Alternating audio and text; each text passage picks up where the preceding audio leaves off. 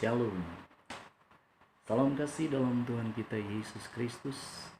Adik-adik, baiklah, kita akan memulaikan kegiatan pembelajaran kita pada saat ini. Kita akan berbicara tentang gereja yang hidup di dunia. Tetapi sebelumnya kembali kita akan menyanyi berdoa. Kita angkat satu pujian, satu hal yang kurindu.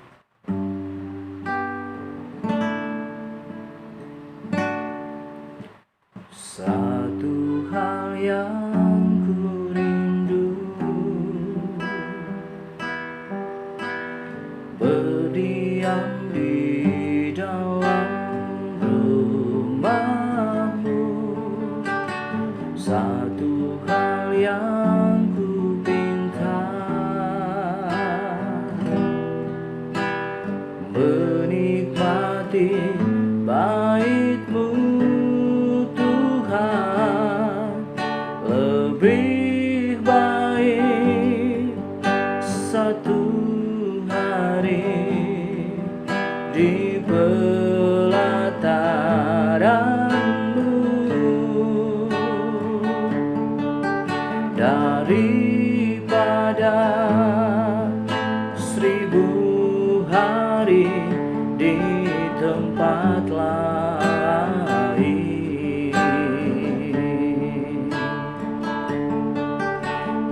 Memuji-Mu, menyembah-Mu, Kau Allah yang hidup,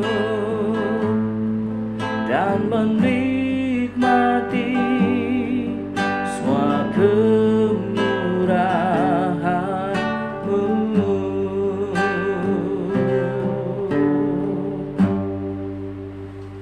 Mari kita berdoa. Kepadamu ya Tuhan Allah, di dalam Yesus Kristus kami bersyukur. Engkau Allah yang selalu baik bagi kami. Dan kini Tuhan, manakala kami bersama-sama kembali akan belajar pendidikan agama Kristen dan budi pekerti yang akan berbicara pada saat ini tentang gereja yang hidup di dunia, maka kami mohon Engkau berkati kami. Beri kami hikmat, beri kami kebijaksanaan, agar ketika kami mendengarkan video pembelajaran ini, kami bisa mengerti dengan baik apa yang dijelaskan, diuraikan sebentar kepada kami. Terima kasih Bapa, terpujilah nama-Mu. Mohon ampun salah dan dosa kami, dan kami menyambut kegiatan pelajaran pada saat ini hanya di dalam nama anak-Mu Yesus Kristus, Tuhan Juru Selamat kami yang hidup. Amin. Adik-adik yang kekasih di dalam Tuhan, kita akan berbicara soal gereja yang hidup di dunia. Nah, setelah kalian mengikuti kegiatan pembelajaran ini, ada kurang lebih 6 tujuan yang hendak dicapai dari kegiatan pembelajaran ini. Yang pertama adalah kalian bisa menghayati karya Allah dalam pertumbuhan gereja.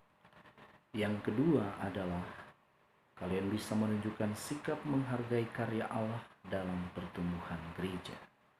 Yang ketiga, kalian bisa menyebutkan beberapa contoh pelayanan sosial yang telah dilakukan gereja dan orang Kristen yang kalian kenal. Yang keempat, diharapkan kalian bisa menjelaskan bagaimana kehidupan seorang murid Kristus diwujudkan dalam bentuk-bentuk pelayanan dan kepeduliannya kepada orang lain tanpa membeda-bedakan. Yang kelima, menunjukkan tindakan-tindakan gereja yang kurang bijaksana dan berpotensi membangkitkan kontroversi di dalam masyarakat. Yang keenam, kalian bisa menyusun sebuah program pelayanan bagi masyarakat, terlebih khusus orang muda atau remaja di gereja kalian sendiri, dengan tujuan untuk memberdayakan kaum muda yang ada di jemaat masing-masing. Nah, kita akan masuk dalam subpokok bahasan yang pertama, yaitu gereja yang memberitakan. Pada bagian yang sebelumnya, ya, materi minggu kemarin, dalam Kisah Rasul pasal 2 sudah digambarkan bahwa pada hari Pentakosta yang pertama. Di sana dikatakan ada kurang lebih 3.000 orang mengaku percaya dan dibaptiskan. Hari Pentakosta pada waktu itu masih diperingati sebagai perayaan panen, sebagai ucapan syukur panen yang ada. Nah, semua ini dimulai ketika Petrus memberitakan tentang Yesus yang bangkit kepada orang banyak yang ada di Yerusalem. Seperti yang dikatakan dalam Kisah Para Rasul 2 ayat 14. Maka bangkitlah Petrus berdiri dengan ke-11 rasul itu, dan dengan suara nyaring ia berkata kepada mereka, "Hai kamu orang Yahudi dan kamu semua yang tinggal di Yerusalem, ketahuilah dan camkanlah perkataanku ini." Jadi dari khotbah Petrus ini banyak orang yang tertarik, ya. Nah, di kemudian hari, adik-adik, kita seringkali menemukan pemberitaan atau khotbah seperti ini. Malah kehidupan persekutuan orang Kristen selalu ditandai oleh yang namanya pemberitaan atau khotbah yang disampaikan oleh orang-orang yang diberikan wewenang khusus untuk melakukannya. Ya, seperti pendeta, guru Injil atau guru agama, ada penginjil, ada penatua, dan lain-lain. Nah, tugas pemberitaan atau khotbah yang mereka laksanakan tersebut dalam bahasa Yunani disebut sebagai kerugma, atau berarti pemberitaan. Nah, kata kerugma sendiri sebetulnya berarti pengumuman, seperti yang biasanya disampaikan oleh petugas kerajaan pada waktu dulu yang menyampaikan berita-berita penting pada masa itu, karena pada masa itu belum ada surat kabar atau media massa lainnya, apalagi handphone. Nah, sekarang pertanyaan, pemberitaan apa yang disampaikan oleh gereja? Dalam Kisah 2 ayat 14 tadi kita melihat bahwa Petrus memberitakan tentang siapa Yesus itu dan apa makna kehidupan, kematian, dan kebangkitannya. Nah, jadi jelas bahwa pemberitaan yang disampaikan oleh gereja adalah sesungguhnya pemberitaan yang berisi tentang Yesus Kristus dan makna kehadirannya di dunia ini. Sekarang kita berbicara soal gereja yang bersekutu. Sudah dijelaskan apa itu kerugma. Kerugma itu adalah pemberitaan yang disampaikan dalam konteks satu ibadah. Nah, itulah yang terjadi dalam kehidupan orang Kristen perdana dan yang biasa kita sebut pada masa kini sebagai khotbah. Dalam Alkitab Perjanjian Baru kita dapat menemukan kurang lebih 106 kata memberitakan. Hal ini menunjukkan bahwa kata kerja ini menempati posisi yang sentral dalam kehidupan orang Kristen. Sejak pertama kali orang-orang Kristen berkumpul pada hari Minggu untuk memperingati hari kebangkitan Yesus Kristus. Bila pada awalnya mereka merayakan Sabat, lama-kelamaan pertemuan hari Minggu ini menjadi acara yang paling utama dan penting. Hari Minggu kemudian disebut sebagai Hari Tuhan. Itulah sebabnya dalam bahasa Portugis hari ini disebut Domingo.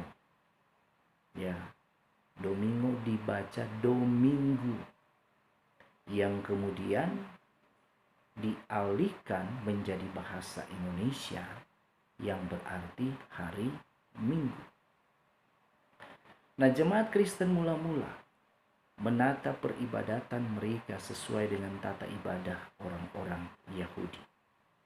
Nah, tata ibadah yang dipakai ini disebut liturgi, yang dalam bahasa aslinya yaitu bahasa Yunani dipakai kata liturgia. Nah, kata liturgia dalam bahasa aslinya ini mengandung banyak arti. Antara lain pelayanan militer, pelayanan imam berupa kurban dan doa kepada Tuhan, dan persembahan untuk menolong orang-orang miskin. Nah, selain itu, kisah para rasul juga melukiskan bahwa mereka hidup dalam sebuah persekutuan yang saling berbagi. Kalau kita buka dalam Alkitab, Kisah para Rasul 2 ayat 44 sampai 47 di sana dikatakan, dan semua orang yang telah menjadi percaya tetap bersatu, dan segala kepunyaan mereka adalah kepunyaan bersama, dan selalu ada dari mereka yang menjual harta miliknya lalu membagi-bagikannya kepada semua orang sesuai dengan keperluan masing-masing. Dengan bertekun dan dengan sehati mereka berkumpul tiap-tiap hari di dalam bait Allah. Mereka memecah-mecahkan roti di rumah masing-masing secara bergilir dan makan bersama-sama dengan gembira dan dengan tulus hati sambil memuji Allah. Dan mereka disukai banyak orang, dan tiap-tiap hari Tuhan menambah jumlah mereka dengan orang yang diselamatkan. Nah, kehidupan yang saling berbagi seperti ini, ya, itu dilakukan oleh orang-orang Kristen pada abad-abad pertama adalah mengenang kematian daripada Tuhan Yesus. Sebab di dalam kematiannya mereka memahami bahwa Yesus sudah membagikan kehidupannya untuk kita manusia. Nah, hal ini dilambangkan oleh Tuhan lewat peristiwa perjamuan malamnya yang terakhir bersama dengan murid-muridnya. Perjamuan inilah yang hingga kini dilakukan oleh orang-orang Kristen, yang membuat ibadahnya berbeda dengan ibadah orang-orang Yahudi, yaitu adanya perjamuan kudus. Inilah yang digambarkan oleh kisah para rasul ketika di situ dilaporkan bahwa orang-orang Kristen perdana ini memecahkan roti di rumah masing-masing secara bergiliran. Perjamuan ini mengingatkan mereka akan persekutuan yang erat antara Tuhan dengan para murid. Melalui perjamuan itu, mereka pun terlibat di dalam persekutuan dengan Tuhan yang telah bangkit. Inilah yang disebut sebagai persekutuan atau koinonia dalam bahasa Yunani. Nah, kata koinonia sendiri mengandung arti yang jauh lebih mendalam daripada sekedar persekutuan. Sebab dalam kata ini terkandung makna persekutuan, berbagi, dan hubungan yang sangat erat. Nah, karena itu koinonia juga dapat berarti pemberian yang dilakukan bersama-sama kepada satu sama lain.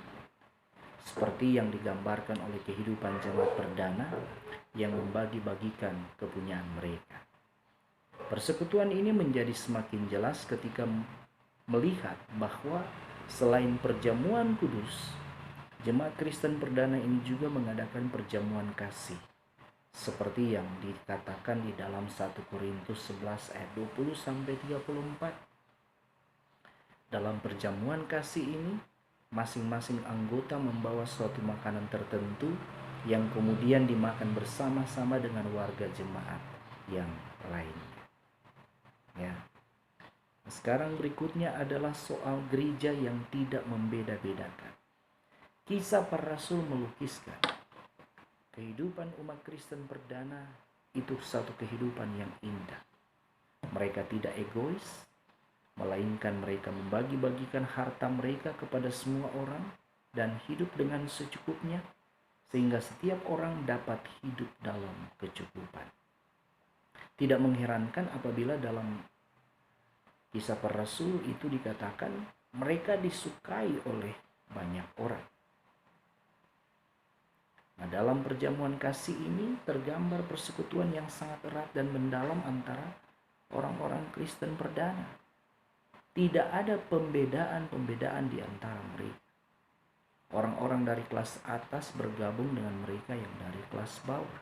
Dalam surat Filemon, Rasul Paulus katakan, orang seperti Onesimus, seorang budak yang melarikan diri dari rumah tuannya, itu oleh Paulus disapa justru sebagai anak dan sebagai buah hati. Dalam Galatia 3 ayat 28 juga, Paulus mengatakan, Dalam hal ini tidak ada orang Yahudi atau orang Yunani, tidak ada hamba atau orang merdeka, tidak ada laki-laki atau perempuan, karena kamu semua adalah satu di dalam Kristus Yesus. Jadi sekat-sekat yang memisahkan manusia berdasarkan ras, ya, apakah itu Yahudi, Yunani, berdasarkan kelas, apakah dia hamba atau orang merdeka, maupun berdasarkan jenis kelamin, laki-laki atau perempuan. Menurut Paulus, semua itu sudah dihapuskan oleh kasih Yesus Kristus yang mendamaikan kita semua. Nah, pada abad-abad pertama bahkan sampai abad ke-20 sekalipun, kita masih sering menemukan pembedaan-pembedaan ini dalam masyarakat. Orang seringkali menghina dan melecehkan sesamanya hanya berdasarkan perbedaan-perbedaan ras dan kelompok etnis.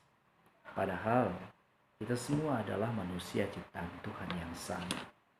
Di dalam masyarakat, kita masih sering menemukan orang-orang yang menjauhkan diri dari orang lain yang dianggap tidak setara atau sederajat dengannya. Ya, nyak kelas kuat mau bergaul dengan ngape level terlalu rendah. Persekutuan gereja mestinya menjadi sebuah komunitas yang ideal, cerminan manusia yang dibebaskan, dipersatukan, dan diperdamaikan oleh Yesus Kristus. Jadi sebenarnya orang semua ini sama di hadapan Tuhan Allah. Tidak ada perbedaan. Ya, siapa, apa, dan bagaimanapun kita semua adalah sama di hadapan Tuhan Allah. Nah, seterusnya, mari kita lihat pengalaman pendeta Dr. Martin Luther King Jr. dan perjuangannya. Pendeta Dr. Martin Luther King Jr. itu hidup pada tahun 1929 sampai 1968. Dia adalah seorang pendeta gereja baptis. Dia adalah seorang tokoh pejuang hak asasi manusia dari Amerika Serikat. Ia berjuang untuk hak-hak orang kulit hitam yang tidak dianggap sebagai manusia yang setara dengan orang-orang kulit putih, karena mereka adalah keturunan budak. Pada waktu itu, seseorang yang dilahirkan dari pasangan campuran akan melahirkan keturunan yang selamanya dianggap cacat karena darah pasangan yang berkulit hitam. Nah, ini disebut sebagai aturan setetes darah. Artinya, bila ada setetes saja darah orang kulit hitam pada diri seseorang, maka hal itu akan membuatnya tidak layak digolongkan sebagai orang kulit putih dan hak-haknya itu akan hilang. Nah, pada masa itu, orang-orang kulit hitam dilarang masuk ke tempat-tempat umum, restoran-restoran yang disediakan khusus untuk orang-orang kulit putih. Gereja mereka pun dipisahkan oleh warna kulit mereka. Ada gereja-gereja yang khususnya untuk orang kulit putih yang tidak boleh dimasuki oleh orang yang berkulit hitam. Bila mereka naik bus, mereka harus duduk di belakang. Apabila ada orang kulit putih yang naik ke dalam bus itu, ya, mereka harus berdiri dan memberikan tempat duduk mereka kepada orang itu. Meskipun misalnya yang naik itu seorang laki-laki muda yang sehat dan kuat, dan orang kulit hitam itu seorang perempuan tua, renta, dan sakit. Ya, miris bukan? Nah, padahal sebagian besar orang Amerika Serikat itu beragama Kristen. Nah, hal inilah yang kemudian memicu gerakan anti-diskriminasi besar-besaran di seluruh Amerika Serikat. Pendeta Dr. Martin Luther King Jr. ya, dia mengorganisasikan sebuah boikot bus yang kemudian menyebar di seluruh wilayah selatan Amerika Serikat. Selain itu, Pendeta Martin Luther King Jr. juga menggerakkan gereja dan orang-orang kulit hitam untuk melawan undang-undang yang menjadikan mereka bukan warga negara. Pada tanggal 28 Agustus 1963, ia mengadakan mars di Washington sebuah unjuk rasa untuk menuntut hak-hak orang kulit hitam dalam hal pekerjaan dan kemerdekaan. Unjuk rasa ini diikuti sekitar 200.000 hingga 250.000 orang. Kebanyakan orang kulit hitam. Tetapi juga ada beberapa ribu orang kulit putih yang bersimpati dengan perjuangan mereka. Pendeta Martin Luther King Jr. berulang kali dia menerima ancaman akan dibunuh. Rumahnya pun beberapa kali dibom oleh orang yang membenci dia. Namun pendeta Martin Luther King Jr. tetap berpegang pada prinsipnya untuk berjuang tanpa menggunakan kekerasan. Ia bertekad untuk menggunakan cara-cara damai agar orang-orang kulit hitam memperoleh hak-hak mereka yang setara. Sekarang pertanyaan, bagaimana pendeta King dapat memperoleh kekuatan yang begitu hebat? Ternyata dalam hidupnya, pendeta Martin Luther King Jr. ini sangat tekun berdoa. Beberapa doanya dapat dicantumkan di sini. Dia katakan, Tuhan, karuniailah kami kekuatan tubuh untuk terus berjuang demi kemerdekaan. Tuhan, berikan kami kekuatan untuk tetap tidak menggunakan kekerasan meskipun kami mungkin menghadapi maut. Dalam doanya yang lain dia katakan, Tuhan, singkirkanlah segala kepahitan dari hatiku dan berikan aku kekuatan dan keberanian untuk menghadapi bencana apapun yang menimpa aku. Pada akhirnya, pendeta Martin Luther King Jr. itu dibunuh pada 4 April 1968 oleh orang yang membencinya. Namun menjelang ajalnya, pendeta Martin Luther King Jr. berkata, saya memaafkan orang itu. Nah, perjuangan pendeta Martin Luther King Jr. pada tahun 1950-an hingga 1960-an itu baru terlihat buahnya ketika Barack Obama, seorang presiden Amerika Serikat yang berdarah campuran, kulit putih, ibunya kulit putih dan ayahnya Afrika, dia menjadi seorang presiden yang ke-44 terpilih pada tahun 2008. Jadi satu perjuangan yang tidak sia-sia. Nah, dari inilah materi soal gereja yang hidup di dunia. Nah, tentu saja berbagai macam tantangan yang ada menjadi satu pergumulan bagi kita semua. Untuk pada akhirnya kita berdoa bersama-sama pergumulan yang dialami gereja, atau masih ada orang-orang yang membedakan orang lain daripada dirinya, itu tidak akan terjadi dalam kehidupan gereja masa kini. Sehingga gereja yang ada akan tetap diberkati oleh Tuhan. Terima kasih. Semoga materi ini bermanfaat bagi kita semua. Mari berdoa. Bapa di surga, terpuji namamu Tuhan, kami sudah mendengarkan materi pada hari ini. Mari Engkau tolong kami, berkati kami, beri kami kuat. Dan biarlah materi yang ada ini boleh bermanfaat bagi kami sebagai anak-anak Tuhan dalam kerangka meningkatkan ilmu pengetahuan kami soal pendidikan agama Kristen. Terpuji namamu Bapa, ini doa kami di dalam nama Yesus Kristus, Juru Selamat kami. Kami berdoa kepada Bapa. Amin. Shalom, terima kasih. Immanuel, Tuhan menyertai kita sekalian.